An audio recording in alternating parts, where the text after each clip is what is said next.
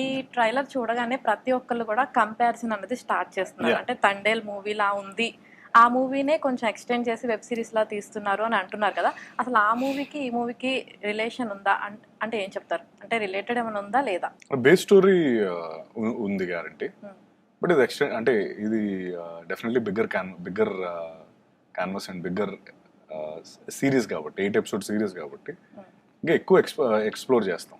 Good thing ఏంటంటే అది hit అది హిట్, ఇది హిట్ అవుతుంది. అంటే ఇప్పుడు అది పోయింది అనుకోండి, నేను ఏమైనా చెప్పగలుగుతాను ఇది బాగుంది మూలక అది సో ఇంకా ఎక్కువ ఎక్స్ప్లోర్ చేసుకోవడానికి. అండ్ మోర్ ఓవర్ ఇంకోటి ఏంటంటే ఇది కాన్ఫ్లిక్ట్ వచ్చి 2 ఊర్ల మధ్యలో ఉండే కాన్ఫ్లిక్ట్.